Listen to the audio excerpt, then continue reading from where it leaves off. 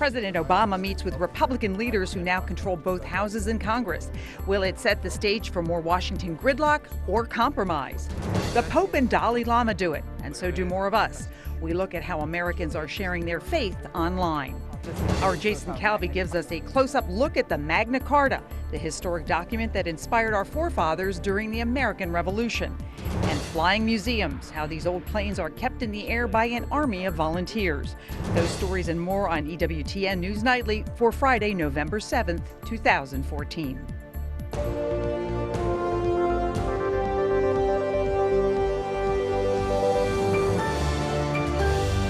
Good evening, and thank you for joining us. I'm Susanne LaFrankie in for Brian Patrick and looking at your news now. President Obama says he hopes both parties can set politics aside and break the gridlock within Congress. He made the comments while meeting with congressional leaders.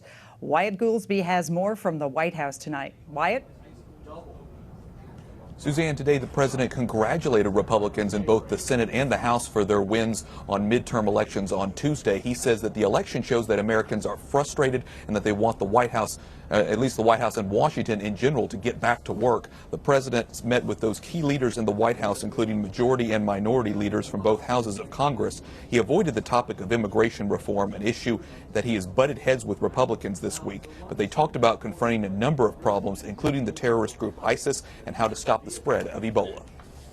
One thing that I've committed to both Speaker Boehner and Leader McConnell is that I am not going to judge ideas based on whether they're Democratic or Republican. I'm going to be judging them based on whether or not they work. Midterm election, as I said in the press conference. Earlier today, the president also met with members of his cabinet where he talked about a new report on job growth. White House officials today reaffirmed that the president is planning on taking up immigration reform, acting by executive order if he doesn't have the support of Congress.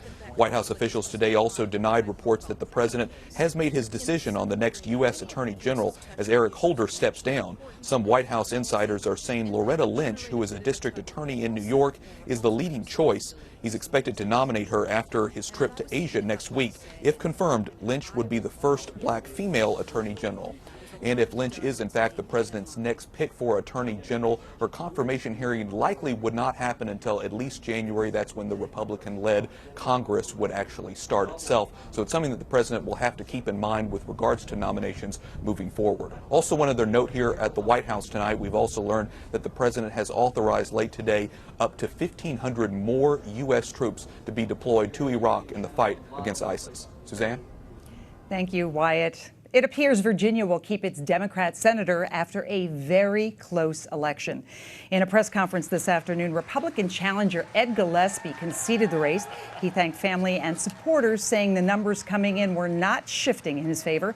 The gap between him and Warner is now over 16,000 votes. Gillespie also said he wouldn't ask for a recount and had called Warner to congratulate him. If I believed there were any conceivable way that we could find a viable path to win through a recount, I'd fight as hard now as I have for the past 10 months of this campaign for our policies and for our principles. But I ran because I love our country and our Commonwealth, and it would be wrong to put my fellow Virginians through a recount when, in my head and in my heart, I know that a change in outcome is not possible. With Virginia settled, it means the GOP will continue to hold 52 seats in the Senate, Democrats 44, with 2 independent allies. 2 races are still up in the air.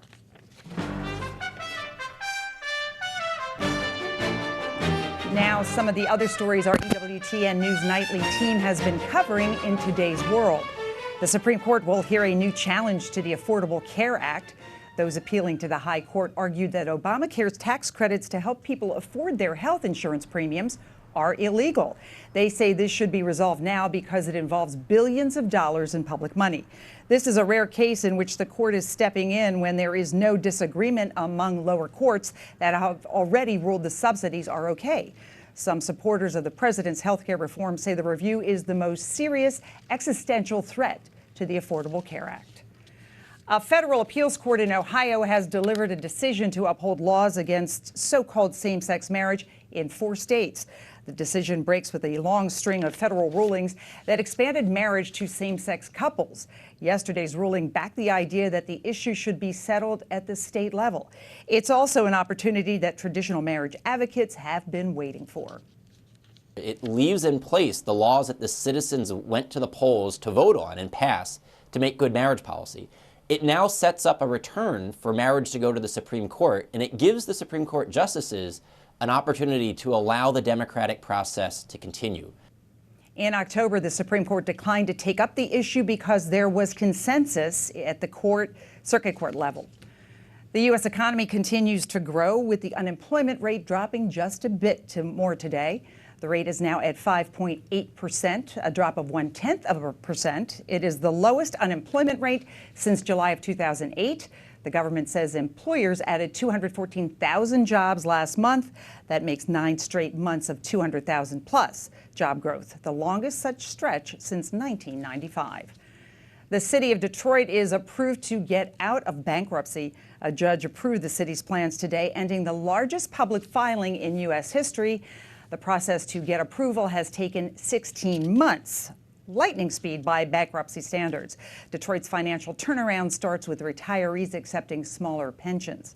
Major creditors are also working with the city to erase $7 billion of debt. More human remains have been found at the crash site of Malaysia Airlines Flight 17 in Ukraine. That was the plane shot down in July, killing nearly 300 people, most of them Dutch citizens. Dutch rescue workers went to the area last week to retrieve the remains. The wreckage will soon be removed from the rebel-held area of East Ukraine. A former Navy SEAL is publicly claiming that he is the man that killed Osama bin Laden. Former Navy SEAL Robert O'Neill is currently a motivational speaker. He says he was the one who fired 2 rounds into the forehead of bin Laden during the secret 2011 raid in Pakistan, instantly killing the former al-Qaeda leader. Not only are O'Neill's claims being disputed, but members of the military and special ops community, but they are not happy about him going public. There's a code in that community that you don't talk about what you do, and you don't try to get financial gain off of your operations. And so it's disappointing that some have sought to do that. The head of the SEAL Command recently sent a letter to remind SEALs that judicial consequence could be a result of breaking their code of silence. As we prepare to honor our service members this Veterans Day, we turn to a new report on veterans and homelessness. According to the Department of Housing and Urban Development, the number of homeless veterans in New York City has declined by 64% since 2011 and 63% decline in New Orleans. Nan Roman is the president and CEO of the National Alliance to End Homelessness. Why is it that veterans make such a large percentage of homelessness? And thank you, first of all, for being here with us. Very happy to be here. Thanks for having me. Veterans make up a large percentage. They're disproportionately represented in the homeless population compared to the general population, and it's really for several reasons. They often enter the military poor with low educations. They do get skills in the military, but those are not always transferable to the civilian job market. They also have a higher rate of disability, and these things make it difficult for them to afford housing. And what did these communities do right to decrease the number of homeless veterans? Well, there are actually quite a few communities that have reduced homelessness by over 50% just in the last 3 years. And they all have several things in common, I would say. First of all, there's tremendous public and political will around ending homelessness for veterans.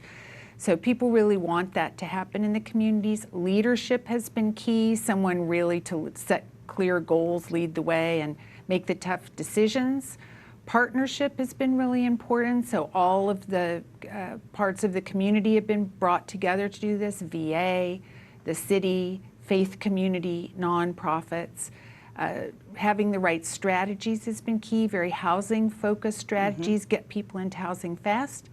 And also resources, so that's where the political and public will comes in. There are a lot of resources now to help homeless veterans. Do you think the recent controversy over the care of veterans has focused, more light, and that is a reaction that we're having? Yes, I think it's all part of the same thing, which is that people in America really feel that veterans should be taken care of well. They shouldn't be homeless. I think they feel homelessness among veterans really is not an acceptable thing. And also that they should be treated well by the VA.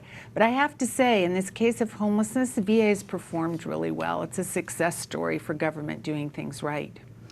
And how much does PSTD, the post-traumatic stress syndrome, have on the the veterans and the homelessness? Yeah. Post-traumatic stress disorder definitely has an impact on homelessness. It increases, people with PTSD are more likely to become homeless, and it sometimes takes them longer to exit homelessness. It's definitely a factor. There are other kinds of trauma as well too, military sexual trauma, traumatic brain injury. All of these results of military service can increase people's risk of becoming homeless. And what cities continue to struggle the most, Nan? Oh, I think there's cities all over the country that are struggling, but it's going down nationally. It's down about 10% nationally just in the past year. So we're doing better. It's a success story in many ways. And there's a goal of ending it altogether, ending veteran homelessness by the end of 2015, and I'm optimistic we're going to achieve that goal. Okay, great. Nan Roman, National Alliance to End Homelessness, thank you so much for joining us. Sure, thank you for having me. Coming up, this weekend, Germans celebrate the fall of the wall on its 25th anniversary.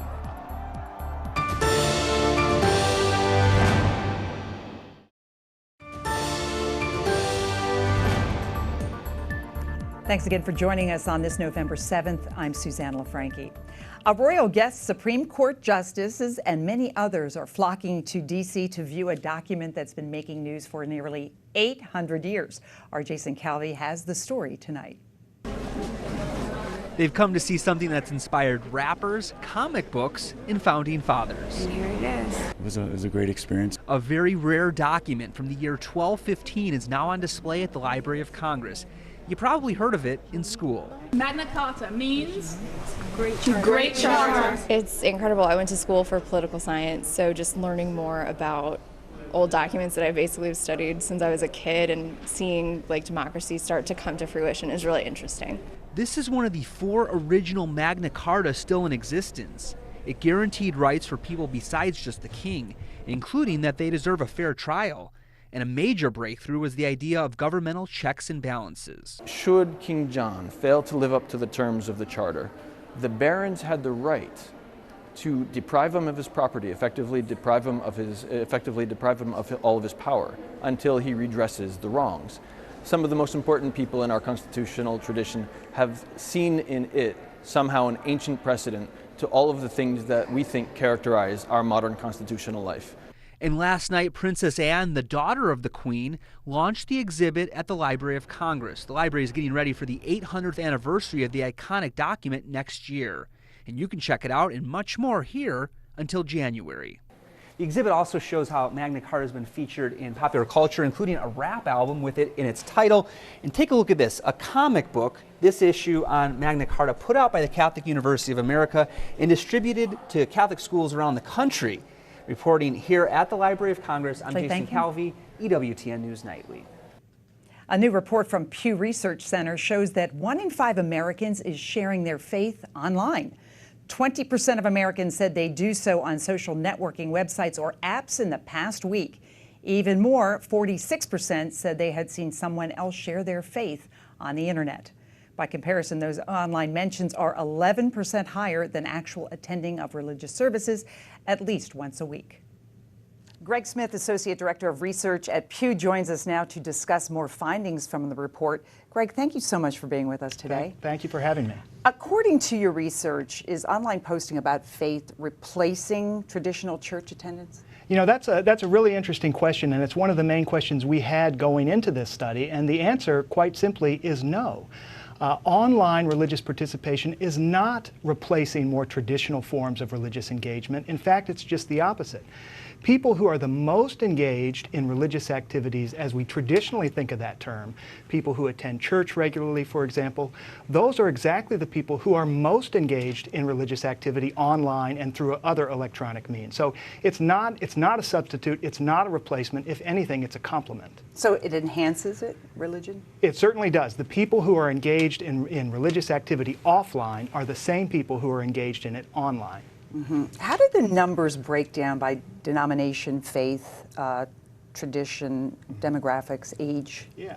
Well, it's really interesting. You know, I mentioned that the people who are the most religiously engaged are the people who tend to be engaged in these things online. And we see that if we look at denominations. Evangelical Protestants and Black Protestants, two groups that traditionally exhibit the highest levels of religious engagement. They're also the same groups that are most involved in electronic forms of religious participation. Catholics are a little bit less involved. They tend, in many cases, to mirror the overall general population average. And then, of course, you have the people who say they don't have any particular religion. No surprise there, they're much less involved in these things compared with other groups. How about youth? Are the younger generation doing more of this? Yeah, there are some really interesting generational differences. Young people are much more likely than older people to see these sorts of things online. People in their 20s, for example, are much more likely to say that they see other people sharing their faith online compared with older people. But young people are not necessarily more likely than their elders to be doing this themselves. When it comes to older Americans, one of the things that's really interesting there is that they are much more likely than younger people to watch religious television. And I think part of what you're seeing there is a real generational divide in the adoption of some of these technologies. Young people are more comfortable online, older people are more engaged, more comfortable with older media, so to speak. Is it safe to assume that this trend will continue to grow? I think there's certainly the opportunity there for it. You know, the technology continues to develop. People have more and more opportunities to do these sorts of things. So I certainly think there's no reason to suspect that this will go away anytime soon. All right, Greg, thank you so much. Greg Smith, Pew Research Center, thanks for joining us today. Thank you again for having me. Up next, we go airborne with the Flying Fortress, one of World War II's most iconic fighting machines.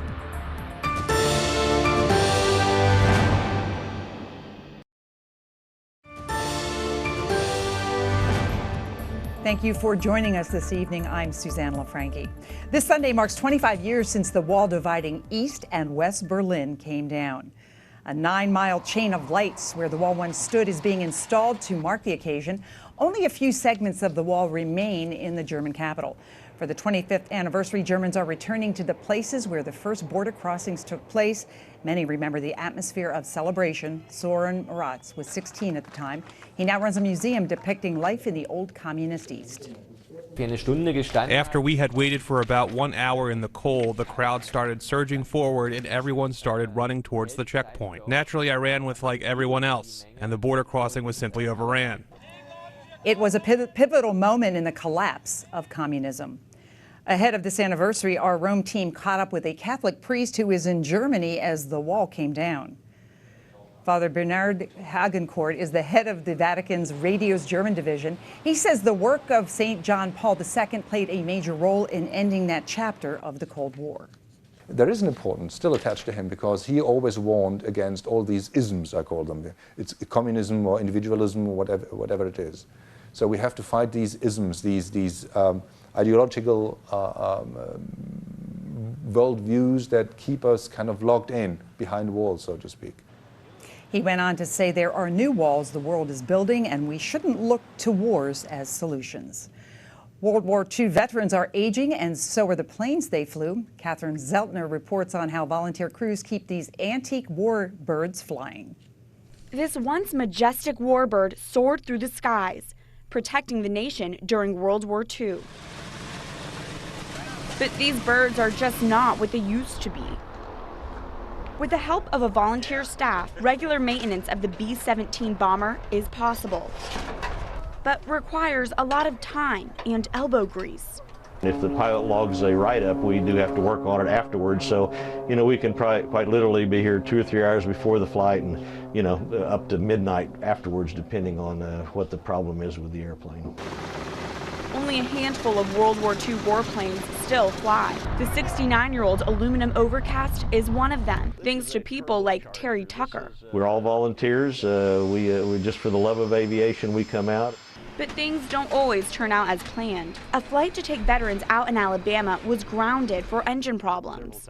You know, if you lose an engine or lose a cylinder or anything, it's quite time-consuming and hunting up parts to get for it. But you know, it's maintenance, it's mechanics, it's older style, you know, maintenance at its best, I guess you would say. Despite the challenges, the volunteer crew says it will keep toiling away to give veterans like Robert Scroggins a chance to relive his glory days. That was really great to be able to sit in that bombardier seat one more time after all these years. A devoted crew helping this bird soar again. Catherine Seltner, EWTN News Nightly. Tomorrow marks the last day of National Vocation Awareness Week. It's a week-long celebration of the Catholic Church in the U.S. dedicated to promoting vocations to the priesthood and consecrated life. To discuss more, we're joined by Father Carter Griffin. He is the Vocations Director at St. John Paul II Seminary in the Archdiocese of Washington. Father, welcome. Thank you so much for joining us this evening. Great to be here. A lot of times people don't know what vocation means. What does it mean? Well, the word means the calling. So everyone, you know, has a calling from God. We believe that everyone is called, certainly through baptism, to a life of holiness. And in particular ways, some people are called out of that common baptismal call to holiness to a vocation which is really intended to serve the common good. So that would be marriage, priesthood, and religious life. And this week in particular is one that's dedicated especially to focusing on those very special vocations in the church, the priesthood and religious life, which serve all of us in such important ways. Mm-hmm. And of course, being a parent, of course, is part of that family life, which is a Absolutely. vocation. Is it ever? What is your role as the Vocations Director? I help to coordinate a lot of different efforts throughout the Archdiocese to promote the idea of the priesthood. You know, a very important thing that we're always trying to convey is that we don't figure out our vocations on our own. We always do it in union with someone else. In the case of marriage, you do it with the person that you're discerning marriage with.